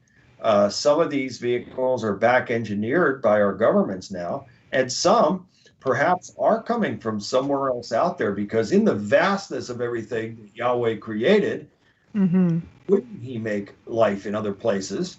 And if that's the case, then perhaps some of that those life forms have come to look in on us as well. So there are 4 factors to this, and I firmly believe it. And I could say it confidently because of the amount and level of experience that I've had in this area. No, that's a whole other show. I'll have to bring you back. Yeah, because that can go off in many different directions. We do have you coming back, though. Yeah, that's right. We do. Yeah. I have my book. We can handle that. My poor brain is on. I have the calendar in front of me. That's why. Okay, good, because my brain is like. So let's back up 1 minute. Let's go back to signs. How does someone know when they have been infiltrated if they are not aware? I mean, you have the obvious, we're going to try to conjure up a demon, that's the obvious, or you're knowingly going into a location that is known to have malevolent activity. Yeah. But let's just say you're just an everyday person who doesn't go looking for trouble, but somehow you find it. Yeah, and I've got 14 examples right here, and there are more, but these are general. The person is experiencing, starts to have these types of supernatural, demonic experiences, and then the attacks. And again, if they're having it, then something has triggered it, something has opened the door. And I find that in a lot of my cases, not all, but in a lot, this really stems from childhood, from heinous and wicked acts that raise the level of trauma, through the roof. And usually that entails child molestation, some type of really wicked and heinous act that would get a person to that level of trauma, because then the demons will, obviously they are filling the perpetrator to carry out such a wicked and heinous act, but then they will go on to the victim, because I believe that when a high level of trauma is reached, blood and secretions will come out of the pineal gland and the adrenal glands. And demons feed on that like candy, and they will stay on that victim until an agent of God comes along, God working through that person to get rid of it. So that's where it starts. And then the divide and conquer starts with the victim withdrawing from family and friends. They can get into a deep depression and start to have the feelings of hopelessness. They could have sudden fits of rage, violence, hatred, and anger. They could start abusing drugs and or alcohol. They could be listening to satanic music, addicted to watching the evil movies and TV shows, like Amelia was saying. And then having these flashbacks, whether it be through dreams or even like daydreams, wanting to sleep all the time, wearing black clothing every day, and just everything's black and black and black, and surrounding themselves. Look, I'm not. I'm always in black. Everybody else down. I'm in trouble. But that's different, though. Yes, that's how it means to be in a heavy goth way. Yeah, when they're under that low frequency and low vibration, man, that's so their whole world is dark and black. And everything, the makeup, very extreme. All part of frequency and vibration being lowered. So then, again, they're wanting to keep their home and room very dark at all times. Some people paint their windows black and their walls black. I've seen it. And then participating in occult practices, having the feeling of being cursed. And then obviously wanting nothing to do with God or Jesus, and just absolutely to the point of offense. Yeah. And then they're just shutting it out, shutting it down.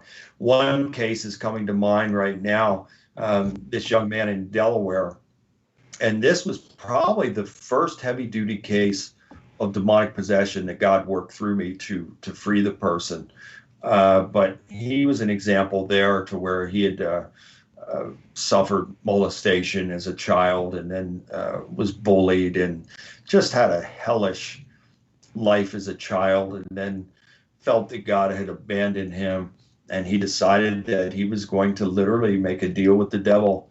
And in that, he felt empowered, and then he joined up with a satanic coven, and he started doing ritual sacrifice of animals, and then started putting curses and hexes and vexes and spells on people.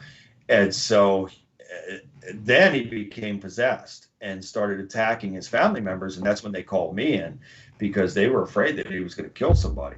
So that was the first real heavy duty exorcism that I performed, and let me tell you, that was again, if not for the power of God working through me, it could have went a really bad way.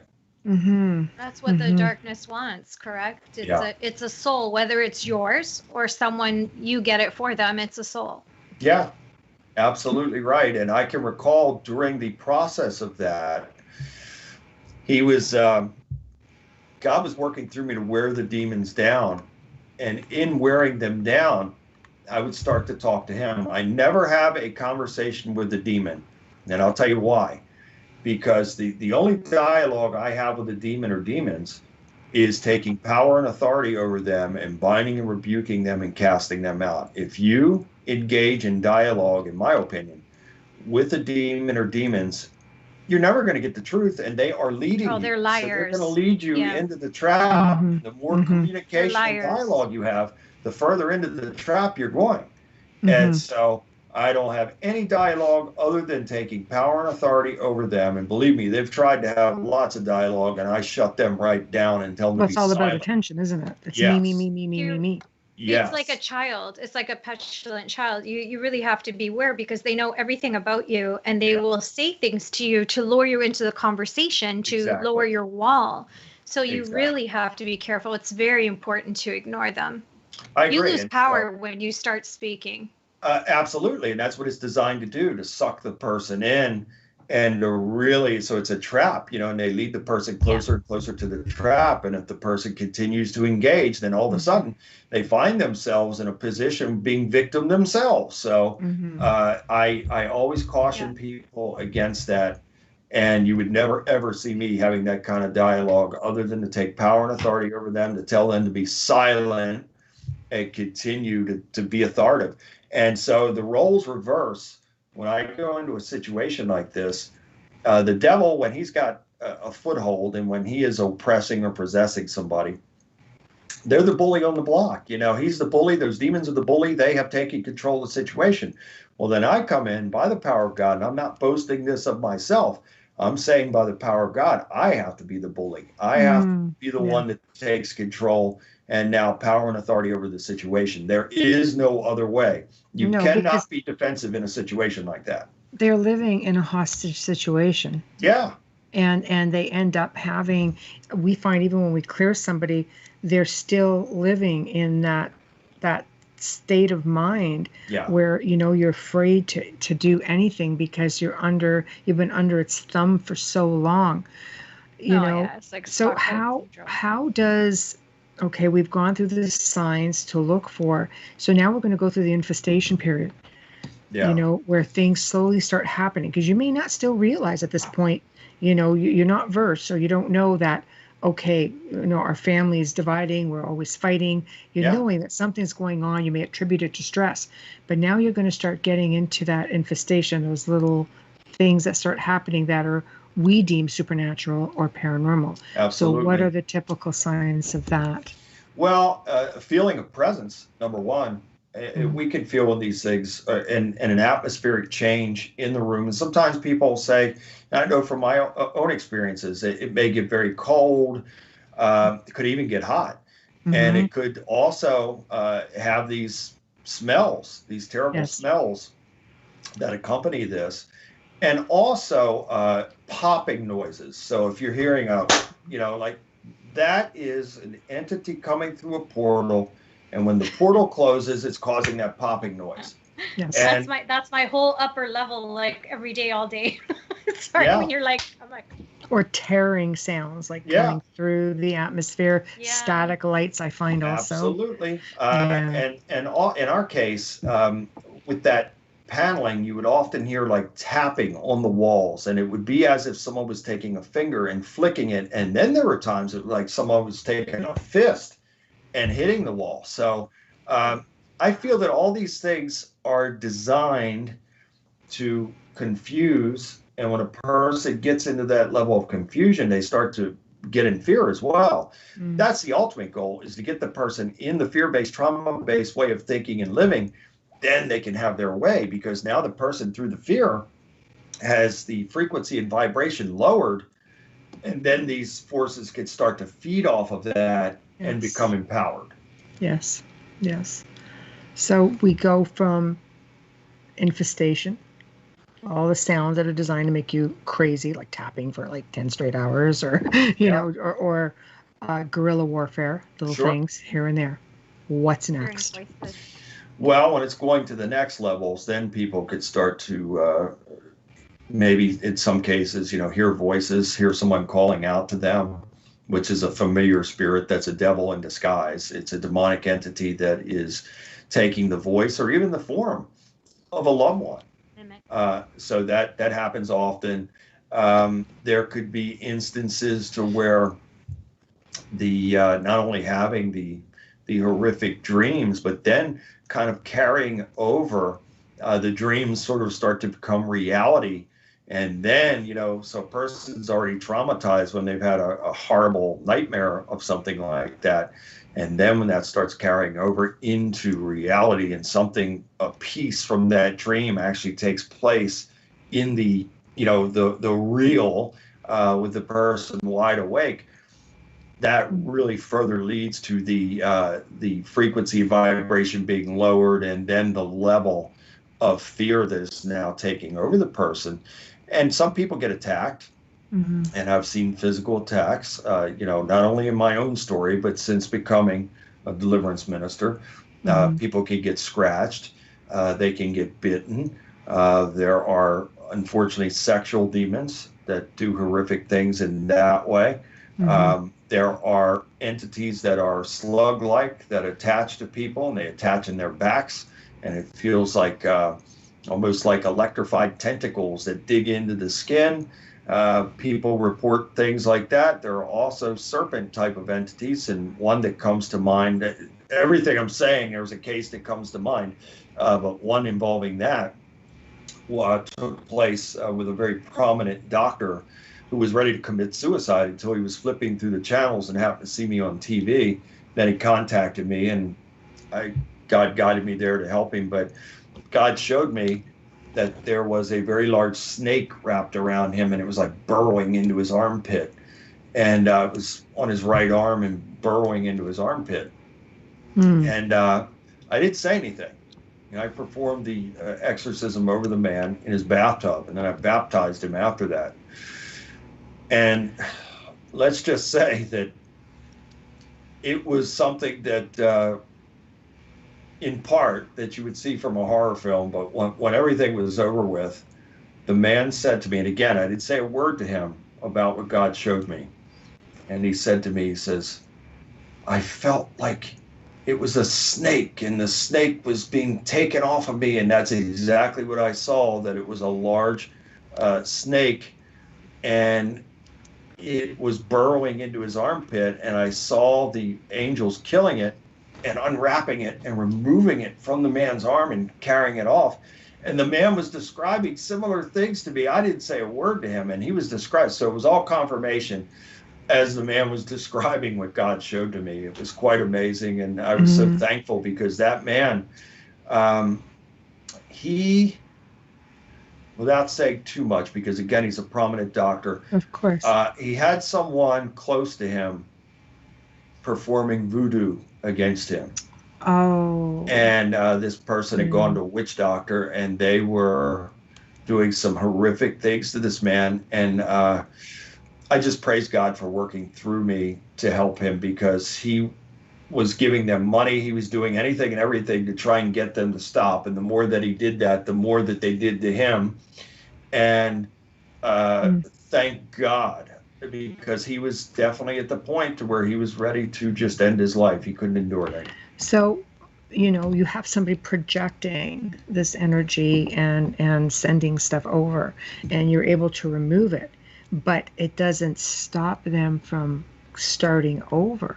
So how do you work around that? Yeah, well, in that case, what I do is, when I'm praying over a person like that, by the power of God, I would say, by the mighty power of Yahweh, in his mighty and holy name, in Jesus' name, I sever all ungodly soul ties. So that means that by the power of God, we are severing that connection to where they cannot send anything like that anymore. And I ask God to keep that person galvanized against any further attacks in that way. And may God keep the person in his hedge of protection 24 hours a day, 7 days a week for life. And anyone that would try and do anything against that person again, may it bounce off of that person back onto the sender sevenfold. So essentially, you are asked to create a shield around. Yeah. Absolutely. So whether you want to call that an energy field, a suit of armor, whatever you want to call it, whatever that may be, if someone is sending something like that, then by the power of God, we want it to literally bounce off of them and back to the sender sevenfold. Yeah. I think that's fantastic. Why 7? We asked the guest this question as well. Why 7? 7 is a number of completion. So 7 is a godly number, a number of completion. So where we see 3 6s, we know what that is. It is a mark of the beast. So 7 is the number of completion. Yeah. I believe that. I see 333 a lot. And 1111. Those are my numbers. 333 is actually a divine number. It's a very good number. And 11, 11, 11, 11. Those are my numbers constantly. Yeah. No matter what I'm looking at. And some people would disagree with me when it comes to 1111, but I firmly believe that it is a divine number. And I think that it is God trying to get our attention about something when we see that number a lot. Absolutely, because I always see it when I'm questioning myself about something. Yeah. So myself, I question myself. It could be anywhere. It could be on a television. It could be on anything, a credit card, anywhere. All of a sudden, it'll just, that's what I'll see. And then I'm like, okay, I've got this. I heard you. Yeah, absolutely. So it's, again, that's a form of communication between God and you. If I'm troubled by something and I can't get it, because I don't trust any man to give me answers, and not that I'm better than anybody, but I do not follow any man. I was born to be a leader, and therefore I follow God only. So I have to take matters to God when I'm troubled by something or I need an answer. So what I'll do is, if I'm really in need of some type of answer, I will take the Bible and I'll just sit it on my desk and leave it closed like that. And I'll close my eyes and I'll randomly flip it open. And in most cases, my answer will be on one page or the other. So that's taking it to God and trusting in him. And he's always, so when we have that level of faith, it's blessed assurance in knowing that no matter what happens, God will make a way. He makes the impossible possible. He's done it for me so many times, I've lost count. So not that I'm perfect. I'm certainly not, or do I claim to be. Not that my life is perfect, because it is not. I have a set of issues and challenges in life just like everybody else. That's life. However, when an issue, a situation, a challenge should arise, I have blessed assurance in knowing that God's with me and for me, and he will make a way for me. So I don't have to worry. I know that he'll be there with me and for me to get me through whatever situation that may be. So essentially, it's just knowing the signs, because some people would think to themselves, well, how do I know? Because, you've lost faith, right? Going through, some of these horrendous things. Sure. And it's a matter of recognizing the signs. So what are the typical signs? If you're going to reach out, because some people get desperate and they're like, please show me something. How is an appropriate way to ask, and what's something that they can ask for themselves, if they don't have a Bill Bean? Well, the appropriate way to ask is that just keep it real with God. So there's a lot of people that say, oh, I'm a Christian, or I'm this and I have faith and I'm this and I'm that. And Jesus said, your lips honor me, but your heart is far from me. So if we're having a real and authentic relationship with God, and again, we're not perfect. We can never be perfect. We're in a sin-filled world, so we can never be perfect. God loves us in spite of ourselves. We just have to keep it real with God. So if there's a person out there that is having trouble and wants a sign, well, then ask God for a sign. Get on your knees first and repent. So even today, to this very day, if I make a mistake, and I realize it is not pleasing to God, I will get on my knees and I'll ask him to forgive me for that, whatever it may be. And a blessing always follows that. So come back to God as a little child and get on your knees and ask for forgiveness, and he will reward that with blessing and favor and answers. A lot of times also, people will report back to me that after the deliverance has taken place, they start to see these white balls of light, or like Arctic blue. These are angels that now, and I ask in these deliverance exorcisms, I ask for God to send 50 giant warrior angels to that person, to their family, to their home, all connected to them, to their property.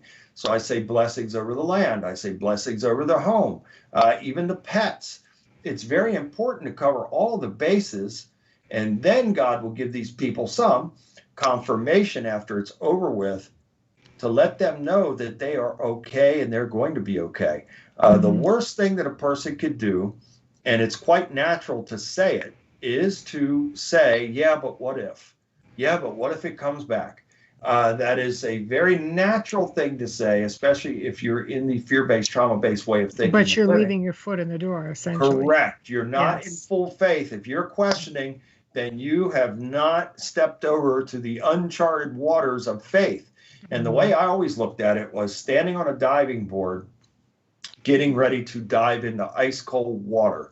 You know, you really don't want to do it. Nobody wants to do that. Right, exactly. But once you do it, then it all makes sense. And then you're going into something totally new and different. You're able to adapt to it. So that's the way you're literally diving into that. And it is a whole new chapter, new season. And that's what I want for these people, is a brand new chapter and a brand new season in their lives with a clean slate, walking in peace, freedom, and victory, and having blessed assurance that God is with us and for us. So for me, in my life, I am committed to God. He is number one in my life and always will be. So if I have that level of commitment to God, that means I'm committed to excellence. If I am committed to excellence, that means I refuse to lose. I declare victory in each and every day of my life, and I will do so for the rest of my life. Why? Because of the power of God that I'm invoking and activating over my life in each and every day of my life. Do you find you're having more difficulty with COVID because you can't go to everybody's homes, and they're seeing you like an image on a computer right now, as opposed to getting you in person? Are you noticing, is it just as effective, or are you just having to work harder at, and that's a great question, Michelle. And yes, since the COVID junk started, I have virtually stopped my traveling. And look, it's not, and I praise God for this, I don't get sick, and he's kept illness away from me for many, many years. However, we're not to tempt God. So I could say to you, Michelle, I have such great faith that I could go walk out in the street there and right in front of a truck, and, it won't run me over because, God will stop that. Well, that's foolish. That is tempting God. And when Satan told the devil, or the devil told Jesus, jump off the cliff, God will save you, he said, it is not good to tempt God. We can have strong faith, and I do have strong faith. However, I'm not foolish in tempting God. I know this is a very real thing. I believe it's a bioweapon. That's, again, a whole other show. It sure is. But it's very real. And I've had family members in Florida right now that have it and are very, very ill.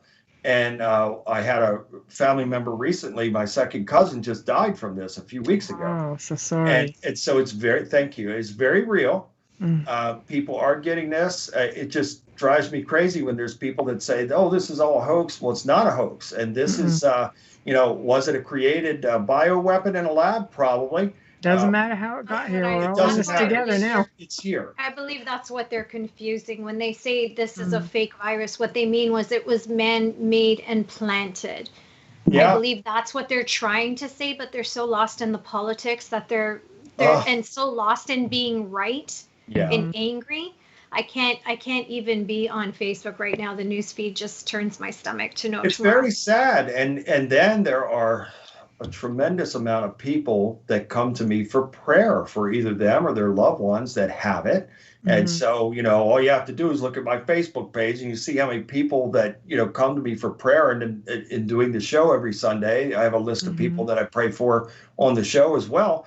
And so, yes, I have scaled back my traveling. I'm doing everything via Skype right now. And it is the next best thing to be in there. And it's very effective. And I praise God for that, because just as we're connecting right now in this way, we're not physically together in the same room, but we are together and we are having a dialogue. We're seeing each other and we hear each other. So it is the next best thing to being there. And praise God. Exchange of energy as well. Yes. Thank you. Yes. An exchange of energy. Agree. Yeah. And I'm hoping, we have a lot of listeners, so I'm really hoping that they're taking your message seriously. And as there are some people out there that need to, and there are some people who figure they're invincible. Yeah. And like I said, we're in troubled times. I think any bit of positive information or positive vibrations is needed and should be gratefully accepted. I think If everybody raised the vibration, can you imagine what kind of a state of consciousness we would be in right now? The world would change overnight. That's why I can't be on Facebook, because everybody's posting about COVID being this and COVID being that. Yeah. And I'm like, let's replace those, because we all watch the news when we need to have an update. I don't need to see it on social media. If I did, I'd go to the news source itself. What I say to my family and my personal friends, take that out and replace it with something positive. Let's raise the vibration of the world.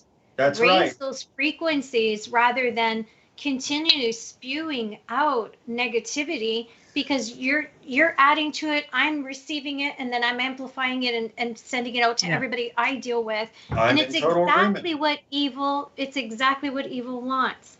So just flip that around. And when you go to send something and share something on Facebook that has to do with COVID, take it out and find an inspirational post or an inspirational meme or a prayer, whatever it is that helps you raise your frequency, and post that instead. I guarantee your friends and family will change for the better for it, and they'll love you for it. I totally agree. Do you guys remember a movie that came out I think it came out in 87 or 88. It was called They Live. Yes. You remember that? Roddy Piper? Okay, so I believe that we're living that right now. And I wouldn't doubt for 1 second, if not through CERN and some of these other devices that are around the world, and certainly there are plenty of them in America right now. I wouldn't doubt for a second if some of those devices are not pumping out a negative signal that is going on to the masses. And this is part of the devil's entrapment right now. So we have the masses right in here. Absolutely being deceived. I'll tell you a story when you're done about that. You're going to be very surprised. I want to hear that. And now you've got them in the airwaves. Now you've got them in satellites, and you've got it just. It's a saturation, which becomes television. A mind manipulation and a brainwash. And this is where we are right now as a society, and not just in America, but around the world. And this is a phenomena in itself, and it is happening, and it is going to continue to happen. But try to prove it. All the naysayers are like, you're crazy, you're crazy. I say, God bless them. They got to open their eyes. Yes. The only thing is, there's this little guy who's living in Russia who escaped America named Snowden, who started to blow the whistle on this when he worked for the CIA. Yeah. So remember that when you're looking for a film, it's rather than watch Contagion and put yourself in the spin, watch Snowden. It's his story. He comes on at the end. He comes on at the end and he speaks, so you know it's him. When you watch this and you think about, this is when MySpace was just starting out. Yeah. And what he leaked, he's the biggest whistleblower in the world right now, and the youngest whistleblower, one of the youngest to be in the CIA, working there, and for a reason. Then you cannot say that it's not true. I can tell you, I told Michelle yesterday, I was in complete shock. I was flipping through the TVs. I'm recovering from an illness, and I was flipping through the television, and the show came on that I literally boycotted a year ago. And it was like 5 minutes of it. I'm like, okay, I'll just leave it. It's going to end. And then the next show is going to come on. I don't like daytime television per se. Yeah. Oh. So I'm waiting for it to finish. It's too much drama for me. So I'm waiting for it to finish. I go on Facebook to promote last night's show. And doesn't their Facebook page come into my newsfeed saying I liked it and I never did? Yeah. Because I'm like, I don't want to see this. They're doing stuff like I'm like, that. why am I watching this? Yeah. But my phone, and it's just, you know, or you can say something. I've spoken to what I Michelle still have about here? something. I don't have those phones. I got this little teeny tiny flip phone. My husband the same way. My husband's the same way. I think he's still even dial analog. So, you know, and I there's another time where Michelle and I were together sitting down, and I said, we were talking about something. I go, watch, and we go in, and it's right there. Oh, yeah. And I said, you have to be They're listening. Of course yes, they are. Everybody is. They have keywords that they pick up on. But darkness is always listening. We'll do a show about it. Yeah. Talk about a conspiracy theory. Oh, it's very, very true. And I pray that more people will wake up, because knowledge is power. And when your eyes are wide open and you understand what's going on around you, that'll change your world. You know, right now, the masses and the way the world is structured, unfortunately, the world is made up of mostly followers. And there are very few leaders, and there's very few good leaders. And so therein lies the problem. So the masses are led into anything and everything. And furthermore, I really believe that the root of this, whether this COVID is a bioweapon, like I strongly believe it is, its mission and purpose is for one thing and one thing only, and that is to get the masses vaccinated, and that is part of the mark of the beast. And then they will take the chip, which will be solidify that. And make no mistake, and I'm not saying this to scare anybody, but I'm saying it out of truth. If you take this and this, you are cut off from God. There is no repenting. There's no coming back. It's final, because you will become a part of the beast system, which will make you transhuman. So you'll be every bit as much or more of a machine than you will be a person. See, this is a question now that I get from people, because many people believe that they are a spirit, a soul on a human journey, not the other way around, not a human on a spiritual journey. So if the body ends up getting into trouble or gets up vaccinated, it doesn't change the spirit, because this body will cease to be and the energy will move on. I wish I could believe that, Michelle, but again, this comes down to free will. I know, but this comes down to free will. And when so God gave us free will. And so when we freely choose to do something, and certainly something of that magnitude, there's no moving on. The only moving on is going to be into the devil's kingdom and into that beast system. And you have people out there now like Elon Musk and Bill Gates and others that are talking about trying to capture the soul now so they can download that. And when you have these types of people talking about things like that, you know we're right around the corner from something very momentous. Yeah, you're not wrong. I believe that when you're hearing them speak about it, it's because they've already done something. Correct. That never leaked carefully. Yes. And you also It'll have give to a whole remember other that meaning. Gates is also, his wife is also, and I don't care if you're listening, is also into depopulation. Well, they all are. They all are. I mean, these people have these roundtable discussions, and they've been doing it for the last 30 years or more, including people like Oprah Winfrey and all these type of world leaders that come in, and they all sit down around these roundtables and discuss the depopulation agenda and what they can do to implement this and implement that. Look at the Georgia Guidestones. Exactly. Right? People just hang on that. And I'll tell you that capturing consciousness for AI gives you a whole other term to the meaning afterlife. Doesn't it? You better believe it. And it's not going to be a good afterlife. And see, this is what happens, Michelle. And again, this is for another show. I know we're running out of time. But in my opinion, I feel that the devil has control of the world, and it's by the permission of God. So if you go back to the book of Job, you see that the devil reports into him, and God says to him, "Where have you been?" He says, "I've been roaming the earth to and fro in the dry places." So we see there that the devil is still subservient to God. That's why I see him as a rebel son. And that's why I see that why God doesn't destroy him, because he is like a rebel son, or is a rebel son. Anyway, be that as it may, he thinks God has given him this time. So he thinks this is his world right now. So he is trying to change the world. And just as God, when he created the world, he created us in his image, after his likeness, after his kind. Well, the devil's trying to recreate us in his image, after his likeness, after his kind. So what he's trying to do is take as many people with him as possible before this all comes down and God says enough. And boy, is there ever going to be a day of reckoning then. So this whole thing is designed to capture the masses. And the only way that you can do that is to herd them in and have them freely accept this mark. And by doing so, now he is going to take all these people with him. And it's so sad and unfortunate, it really is. All I could do is come on shows like yours and talk about this and share what I believe to be true. And people, look, you don't have to, for those out there watching right now, you don't have to believe a word that I'm saying, but I urge you to do the research for yourself. Pray first and ask God if what I'm saying is true. Secondly, do the research for yourself and ask God to guide you to this information, and he will.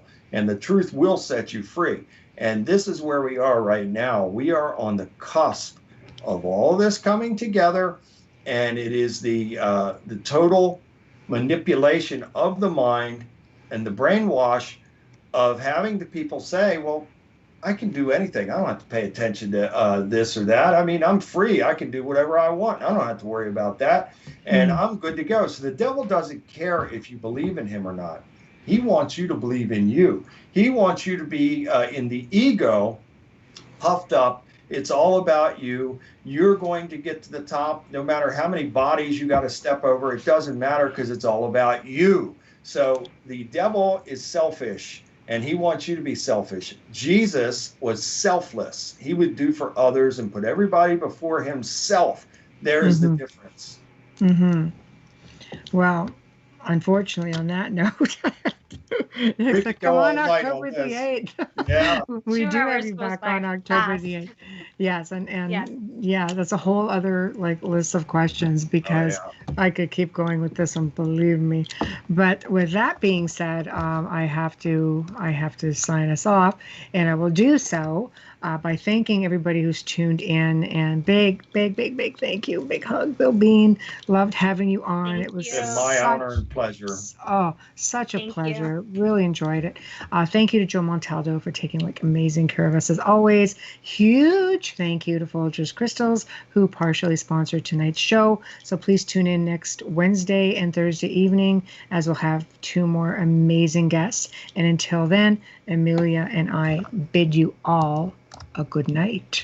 Good night, all.